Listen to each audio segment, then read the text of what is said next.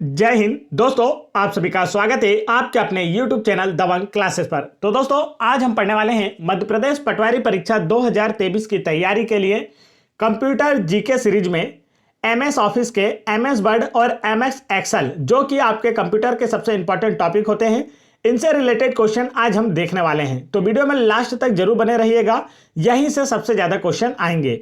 और यहाँ MS word और MS एक्सेल की जो है दूसरी क्लास है दोस्तों। इससे पहले फर्स्ट क्लास आप वीडियो की डिस्क्रिप्शन में दी गई लिंक पर क्लिक करके आसानी से देख सकते हैं, नहीं तो चैनल की प्लेलिस्ट में जाकर भी आप लोग इस क्लास को देख सकते हैं। चलिए शुरू करते हैं, देखते हैं आज का फर्स्ट क्वेश्चन। फर्स्ट क्वेश्चन में आपसे पूछा है, वर्ड में पिछले एक्शन को रिवर्स करने के लिए किस कमांड का प्रयोग किया जाता है। क्या पूछा गया है, वर्ड में पिछले एक्शन को रिवर्स करने के लिए किस कमांड का उपयोग किया जाता है। जैसे मान लीजिए आप लोग वर्ड पर कोई एक डॉक्यूमेंट पर कार्य कर रहे हैं और इस डॉक्यूमेंट में आपने इस लाइन को सेलेक्ट किया अंडरलाइन करने के लिए, बाय मिस्टेक क्या हुआ, ये आपसे डिलीट हो गई। क्या हो गई दोस्तों, ये लाइन पूरी डिलीट हो गई। तो अब इसे आप डबल से टाइप तो करेंगे नहीं, क्योंकि आपका ज़्यादा समय खराब होगा। तो अब हम क्या करेंगे कि किसी तरीके से ऐसी कोई शॉर्टकट की हो या कोई ऐसा एक एक्शन हो जिसका यूज़ करें हम और यह लाइन वापस आ जाए, मतलब रिवर्स हो जाए। तो इसे हम क्या कहते हैं, अंडू। किस कमांड का उपयोग करेंगे, अंडू कमांड का उपयोग करेंगे। अंडू कमांड जो होता है पिछले एक्शन को रिवर्स करने के लिए होता है।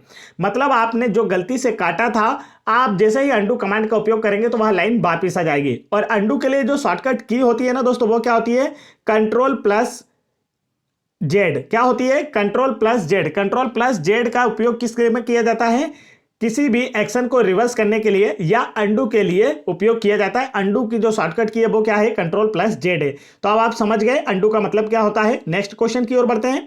नेक्स्ट क्वेश्चन में देखिए आपसे पूछा है, टेक्स्ट में आपकी पोजीशन कौन दिखाता है। क्या पूछा गया दोस्तों, किसी टेक्स्ट में आपकी पोजीशन कौन दिखाता है। जैसे मान लीजिए आप लोग वर्ड पर किसी एक डॉक्यूमेंट पर कार्य कर रहे हैं, तो आप दोस्तों इसमें बताइए आपकी पोजीशन का मतलब है, जैसा कि मान लीजिए कि यहां पर आप लोगों का ये देखिए ये पॉइंट यहां पर है, जैसे आपका कर्सर यहां पर है। मान लीजिए दोस्तों, कर्सर का मतलब क्या होता है ये भी अभी मैं आपको समझा दूंगा। जैसे आपका कर्सर यहां है, तो आप डॉक्यूमेंट में कुछ भी जैसे कि इनपुट देते हैं, मतलब हम कीबोर्ड से कोई कीज प्रेस करते हैं तो वो कहां पर लिखा जाएगा, तो यहां पर। अगर ये ब्लिंक करने वाला जो ऑप्शन है, जो लिखते समय आपको दिखाई देता है ना MS वर्ड पर, ये यहां होता है। तो हम जैसे ही कोई इनपुट करते हैं कीबोर्ड से, तो वो कहां लिखा था, यहां पर। मतलब कि टेक्स्ट में जो हमारी पोजीशन होती है वो किसके द्वारा दिखाई जाती है, ऑप्शन नंबर बी, कर्सर के द्वारा दिखाई जाती है। अब कर्सर होता क्या है, तो देखिए कर्सर को अगर सामान्य भाषा में कहा जाए, जब आप कोई भी एप्लीकेशन यूज ना कर रहे हो तो आपने देखा होगा कंप्यूटर स्क्रीन पर आप लोगों को कुछ इस प्रकार का एक शाइन दिखाई देता है, जिसे जब आप माउस हिलाते हैं तो यह भी हिलता है। मतलब यही, इसे ही क्या कहा जाता है, कर्सर कहा जाता है। मतलब आपका जो माउस का कार्य कर रहा होता है ना दोस्तों, माउस अंदर जो कार्य कर रहा होता है, तो माउस का जो आपको शो कर रहा होता है उसे ही क्या कहा जाता है, कर्सर कहा जाता है। जब डॉक्यूमेंट पर आप काम करते हैं तो यह एक लाइन जैसा ऐसा दिखाई देता है, जैसे ही आप टाइप करते जाते हैं लाइन आगे बढ़ती चली जाती है। और आपको मान लीजिए किसी दूसरी लाइन पर जाना है, तो आप इसे क्या करेंगे, कर्सर को लाकर यहाँ क्लिक करेंगे तो ये ऐसा लाइन के जैसे यहाँ आ जाएगा और यहाँ पर ब्लिंक करता रहता है, मतलब आता जाता रहता है। और यहाँ पर जैसे ही आप कोई कीबोर्ड से इनपुट करते हैं तो वो आगे लिखा जाता है। तो समझ गए अब आप लोग कि कर्सर क्या होता है और टेक्स्ट में आपकी पोजीशन किसके द्वारा दिखाई जाती है, कर्सर के द्वारा ही दिखाई जाती है। चलिए आगे बढ़ते हैं नेक्स्ट क्वेश्चन की ओर। नेक्स्ट क्वेश्चन में देखिए आपसे क्या पूछा गया है, प्रिंट प्रीव्यू का क्या अर्थ है। आपसे पूछा गया दोस्तों, प्रिंट प्रीव्यू का क्या अर्थ है। तो इसका जो राइट आंसर बताइए क्या होगा, डॉक्यूमेंट को कलर करना, डॉक्यूमेंट को सेव करना, डॉक्यूमेंट को डिलीट करना, या प्रिंट होने पर डॉक्यूमेंट कैसा दिखाई देगा यह देखना। तो इसका जो राइट आंसर है दोस्तों वह आपका ऑप्शन नंबर डी, प्रिंट होने पर डॉक्यूमेंट कैसा दिखाई देगा यह देखना क्या कहलाता है, प्रिंट प्रीव्यू कहलाता है। जैसे हमने वर्ड पर कोई कार्य किया और हमने एक डॉक्यूमेंट तैयार किया, तो अब हम उसका चाहते हैं कि प्रिंट निकाल लें दोस्तों। तो प्रिंट निकालने के लिए अब हम उस पेपर को सेलेक्ट करेंगे। जैसे हम लोग उस डॉक्यूमेंट को A4 शीट पर चाहते हैं, A3 शीट पर चाहते हैं, या फिर किसी और शीट पर, अलग साइज की शीट पर चाहते हैं, तो वह प्रिंट होने पर कैसा दिखाई देगा, पेज पर किस जगह उसकी पोजीशन होगी, इसे देखना ही क्या कहलाता है, प्रिंट प्रीव्यू कहलाता है। और वर्ड में, MS वर्ड में प्रिंट प्रीव्यू के लिए जो शॉर्टकट की होती है ना दोस्तों, वो क्या होती है, कंट्रोल प्लस F2 फंक्शन की का यूज किया जाता है। ठीक है, कंट्रोल प्लस F2 शॉर्टकट की के द्वारा भी आप क्या देख सकते हैं, किसी डॉक्यूमेंट का प्रिंट प्रीव्यू देख सकते हैं कि वह डॉक्यूमेंट प्रिंट होने पर हमें कैसा मिलेगा, कैसा दिखाई देगा। यही क्या कहलाता है, प्रिंट प्रीव्यू कहलाता है। आगे बढ़ते हैं नेक्स्ट क्वेश्चन की ओर। नेक्स्ट क्वेश्चन में देखिए आपसे क्या पूछा गया है, माइक्रोसॉफ्ट एक्सेल में किसके द्वारा किसी सेल का एड्रेस पता किया जाता है। चार ऑप्शन आपको दिए गए हैं, पूछा गया है माइक्रोसॉफ्ट एक्सेल में किसके द्वारा किसी सेल का एड्रेस पता किया जाता है। राइट आंसर होगा इसका ऑप्शन नंबर सी, रो और कॉलम्स के द्वारा। रो और कॉलम्स के द्वारा ही किसी सेल का एड्रेस पता किया जाता है। आपने देखा होगा कि एक्सेल में कुछ इस तरीके से कॉलम और रो होती हैं। तो देखिए यहां पर ये जो इसका एक भाग होता है ना दोस्तों, इसे ही क्या कहा जाता है, सेल कहा जाता है, जिसमें हम कोई जानकारी को एंटर करते हैं। चलिए आगे बढ़ते हैं नेक्स्ट क्वेश्चन की ओर। तो देखिए यहां पर आपसे मैंने एक्स्ट्रा एक्सप्लेन भी कर दिया है कि रो और कॉलम्स के द्वारा माइक्रोसॉफ्ट एक्सेल में किसी सेल का एड्रेस पता किया जाता है। नेक्स्ट क्वेश्चन देखिए आपसे क्या पूछा गया है, ओपन, प्रिंट और सेव बटन किस टूल बार में उपलब्ध होते हैं। आपसे पूछा गया है ओपन, प्रिंट और जो सेव का बटन होता है यह किस टूल बार में उपलब्ध होता है। Title tool bar, formatting tool bar, status tool bar या स्टैंडर्ड टूल बार। तो इसका जो राइट आंसर है दोस्तों वह है आप लोगों का option number D, standard tool bar में। ओपन, जैसे कि आप किसी फाइल को ओपन करना चाहते हैं तो देखिए स्टैंडर्ड टूल बार में सबसे ऊपर न्यू का ऑप्शन होता है, फिर आपका ऑप्शन होता है ओपन का। तो ओपन, प्रिंट का ऑप्शन जो होता है नीचे से सेकंड या थर्ड नंबर पर होता है, इसी के साथ प्रिंट प्रीव्यू का ऑप्शन भी होता है। और सेव का जो ऑप्शन होता है दोस्तों ये फोर्थ नंबर पर होता है। तो देखिए यहां पर आपसे क्या पूछा गया है, न्यू, ओपन, प्रिंट और सेव की जो बटन है यह किस टूल बार में उपलब्ध होती है, तब आपका आंसर क्या होगा, स्टैंडर्ड टूल बार में उपलब्ध होती है। आगे बढ़ते हैं नेक्स्ट क्वेश्चन की ओर। नेक्स्ट क्वेश्चन में आपसे पूछा गया है माइक्रोसॉफ्ट वर्ड में डॉक्यूमेंट का नाम कहां पर शो होता है। देखिए अभी पिछले क्वेश्चन में जैसे स्टैंडर्ड टूल बार की बात की गई थी दोस्तों, तो स्टैंडर्ड टूल बार होता कहां है इसकी बात कर ली जाए तो आप लोग अपने कंप्यूटर स्क्रीन पर देखते हैं तो देखिए यहां पर क्या होता है, आप लोगों से पूछा गया है। तो देखिए यहां पर सबसे ऊपर वाला जो होता है ना, ये टाइटल टूल बार होता है। हमारे डॉक्यूमेंट का जो टाइटल है वो यहां पर दिखाई देता है। उसके बाद आप लोगों को यहां पर कुछ शॉर्टकट की मतलब डायरेक्ट कीज दी होती है, जैसे डायरेक्ट साइन बने होते हैं। प्रिंट का साइन बना होता है, आप प्रिंट पर क्लिक करेंगे तो प्रिंट निकल आता है, ठीक है। आप यहाँ पर ओपन का एक साइन दिया होता है, फाइल का साइन बना होता है, उसे अगर आप टच करेंगे तो ओपन के फाइल का जो विंडो है वो ओपन होकर आ जाता है, ठीक है।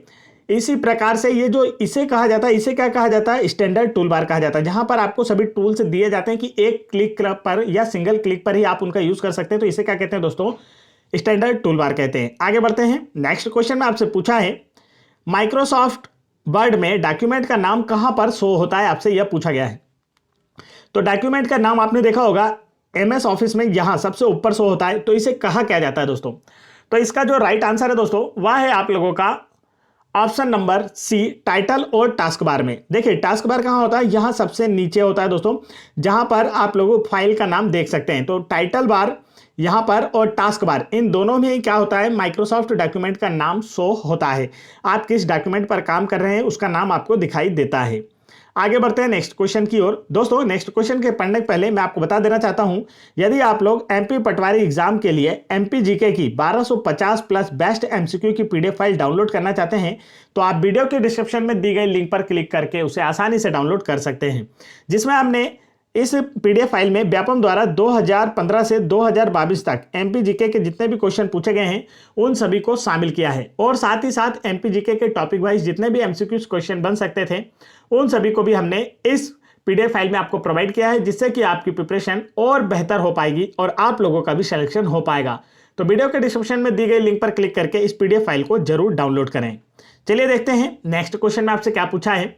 नेक्स्ट क्वेश्चन में पूछा है एक्सेल का एक्सटेंशन फाइल क्या है। चार ऑप्शन आपको दिए गए हैं, पूछा गया है कि एक्सेल में एक्सटेंशन, किसी फाइल का जो एक्सटेंशन होता है वह क्या होता है। तो इसका जो राइट आंसर है वह है आप लोगों का option number first, .xls extension. ये जो आपका MS एक्सेल होता है इसमें किसी डॉक्यूमेंट का जो एक्सटेंशन होता है दोस्तों वो क्या होता है, .xlx। चलिए आगे बढ़ते हैं नेक्स्ट क्वेश्चन की ओर। नेक्स्ट क्वेश्चन में देखिए यहां पर आपसे क्या पूछा है, नया डॉक्यूमेंट का टेम्पलेट कैसा होता है। चार ऑप्शन आपको दिए गए और पूछा गया है जो एक नया डॉक्यूमेंट आप लेते हैं उसका जो टेम्पलेट होता है वह कैसा दिखाई देता है। जनरल टेम्पलेट होता है, ब्लैंक टेम्पलेट होता है, लेटर टेम्पलेट होता है, या इनमें से कोई नहीं। तो इसका जो राइट आंसर है दोस्तों वह है आप लोगों का ऑप्शन नंबर बी, ब्लैंक। एक डॉक्यूमेंट का जो नए डॉक्यूमेंट का टेम्पलेट होता है वो दोस्तों कैसा होता है, ब्लैंक होता है, बिल्कुल खाली टेम्पलेट होता है, मतलब पूरा का पूरा खाली सीट आपके सामने ओपन होकर आती है जैसे ही आप कोई नया डॉक्यूमेंट ओपन करते हैं। आगे बढ़ते हैं नेक्स्ट क्वेश्चन की ओर। नेक्स्ट क्वेश्चन में देखिए आपसे क्या पूछा गया है, माइक्रोसॉफ्ट वर्ड प्रोसेसिंग का कौन सा व्यू डॉक्यूमेंट में हेडर्स की हायरार्की को दर्शाता है? तो बताना है आपको इसका जो करेक्ट आंसर है वह क्या है। तो राइट आंसर होगा option number B, outline view. Microsoft Word processing में आउटलाइन व्यू जो है दोस्तों, यह डॉक्यूमेंट में हेडर्स की हायरार्की को दर्शाता है। आगे बढ़ते हैं नेक्स्ट क्वेश्चन में आपसे पूछा गया है, निम्नलिखित में से कौन वर्कशीट में सेलों का आयताकार समूह है? 4 ऑप्शन आपको दिए गए हैं और पूछा गया इनमें से कौन सेलों का आयताकार समूह है? Cell reference, cell formula, cell values या सेल रेंज। तो इसका जो राइट आंसर है दोस्तों वह है आप लोगों का option number D, cell range. Cell range जो है यह वर्कशीट में सेलों का आयताकार या रेक्टेंगुलर समूह है।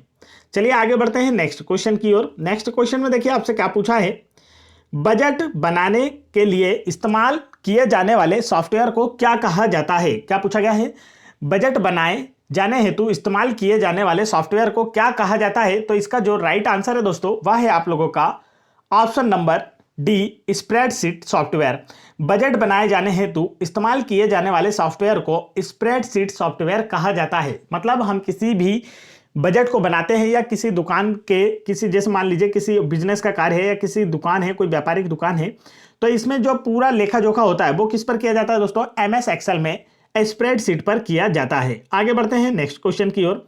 नेक्स्ट क्वेश्चन में देखिए आपसे क्या पूछा है, सेल में दर्ज किए गए अंकों और सूत्रों को क्या कहा जाता है? 4 ऑप्शन आपको दिए गए और पूछा गया है, सेल में दर्ज किए गए अंकों और सूत्रों को क्या कहा जाता है? तो इसका जो राइट आंसर है वह है आप लोगों का यहां पर option number B, numeric entries. Cell में दर्ज किए गए अंकों और सूत्रों को, अंक और सूत्र क्या कहलाते हैं? न्यूमेरिकल्स कहलाते हैं। तो इन्हें क्या कहा जाता है? न्यूमेरिक एंट्रीज कहा जाता है। न्यूमेरिक डेटा आपने एंटर किया है, यह इसे दर्शाता है। आगे बढ़ते हैं नेक्स्ट क्वेश्चन की ओर। नेक्स्ट क्वेश्चन देखिए यहां पर आपसे क्या पूछा है, माइक्रोसॉफ्ट ऑफिस किसका उदाहरण है? 4 ऑप्शन आपको दिए गए हैं दोस्तों और आपसे पूछा गया है माइक्रोसॉफ्ट ऑफिस निम्न में से किसका उदाहरण है? तो इसका जो राइट आंसर है ना वह है आप लोगों का ऑप्शन नंबर ए, क्षितिज समांतर सॉफ्टवेयर का। माइक्रोसॉफ्ट ऑफिस जो है दोस्तों क्षितिज समांतर सॉफ्टवेयर का, हॉरिजॉन्टल पैरेलल सॉफ्टवेयर का क्या है? एक उदाहरण है। आगे बढ़ते हैं नेक्स्ट क्वेश्चन की ओर। नेक्स्ट क्वेश्चन देखिए यहां पर आपसे क्या पूछा गया है, किसमें सेव्ड इंफॉर्मेशन का कलेक्शन होता है? 4 ऑप्शन आपको दिए गए और पूछा गया इनमें से किसमें सेव्ड इंफॉर्मेशन का कलेक्शन होता है? तो सेव की गई इंफॉर्मेशन जो है वो कहां कलेक्ट होती है, आपसे यह पूछा जा रहा है। तो राइट आंसर इसका होगा ऑप्शन नंबर ए, फोल्डर में। फोल्डर में सेव्ड इंफॉर्मेशन का कलेक्शन होता है। जैसे आपने कोई फाइल सेव की है तो वो कहां जाकर कलेक्ट होती है?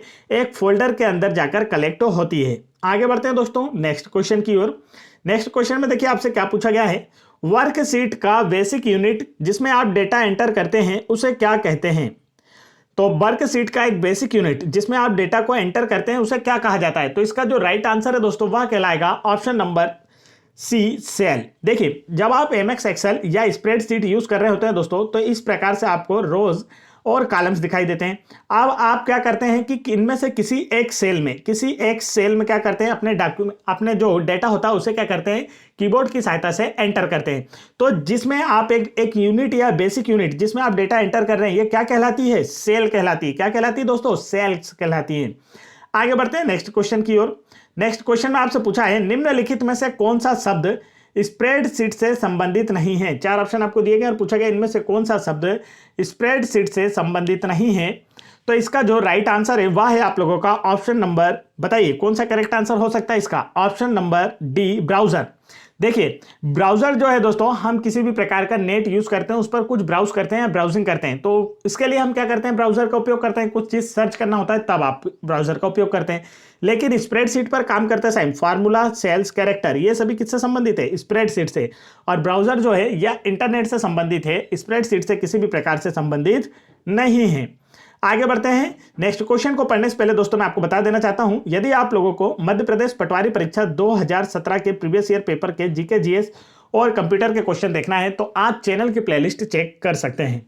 और साथ ही साथ यदि आप लोगों को 2023 की तैयारी के लिए, मध्य प्रदेश पटवारी एग्जाम की 2023 की तैयारी के लिए MP GK, GK, GS, science और साथ ही साथ कंप्यूटर और हिंदी के वीडियोस देखना है तो आज चैनल की प्लेलिस्ट चेक कर सकते हैं, जिससे आपकी प्रिपरेशन और बेहतर हो पाएगी। जहां पर आप लोगों के लिए एमपी पटवारी एग्जाम की एक अलग से प्लेलिस्ट बना दी गई है। और एमपी गवर्नमेंट के किसी भी एग्जाम्स की प्रीवियस ईयर पेपर के फुल सॉल्यूशन आप देखना चाहते हैं तो भी आप चैनल की प्लेलिस्ट चेक कर सकते हैं। यहां पर देखिए नेक्स्ट क्वेश्चन में आपसे क्या पूछा है, माइक्रोसॉफ्ट वर्ड में यूजर द्वारा सिलेक्टेड टेक्स्ट के सेंटरिंग के लिए आप किस शॉर्टकट की का उपयोग करते हैं। अब ये देखिए सेंटरिंग शब्द से मतलब है सेंटर, सेंटर का मतलब है दोस्तों यहाँ पर माइक्रोसॉफ्ट वर्ड में यूजर द्वारा सिलेक्टेड टेक्स्ट को, मतलब एक टेक्स्ट आपने कोई भी, जैसे ये यहाँ से यहाँ तक लिखा है, मतलब इस तरीके से नहीं, मान लीजिए इस वाले लेफ्ट साइड में ये लिखा हुआ है, अब आप इसे चाहते हैं कि बिल्कुल सेंटर में, यहाँ पर सेंटर में लिखा जाए, तो आप किस शॉर्टकट की का यूज करेंगे।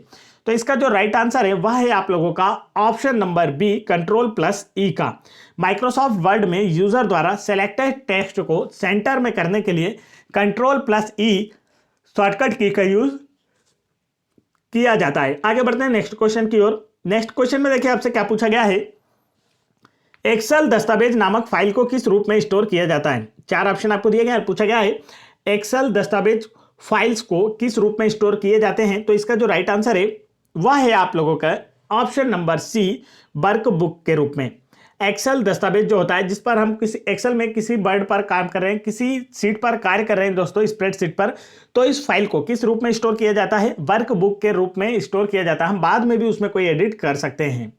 आगे बढ़ते हैं नेक्स्ट क्वेश्चन की ओर। नेक्स्ट क्वेश्चन में देखिए आपसे क्या पूछा गया है, एक्सेल में वर्टिकल लाइंस को क्या कहते हैं। क्या पूछा गया है, एक्सेल में वर्टिकल लाइंस को क्या कहते हैं। तो इसका जो राइट आंसर है वह है आप लोगों का ऑप्शन नंबर बी, कॉलम्स कहते हैं। वर्टिकल लाइंस, जैसे कि ये जो आप MS एक्सेल यूज कर रहे हैं आपकी स्क्रीन पर, तो आपको ये जो वर्टिकल लाइंस दिखती है ना दोस्तों, इसे क्या कहा जाता है, तो इन्हें क्या कहा जाता है, कॉलम्स या स्तंभ कहा जाता है हिंदी में।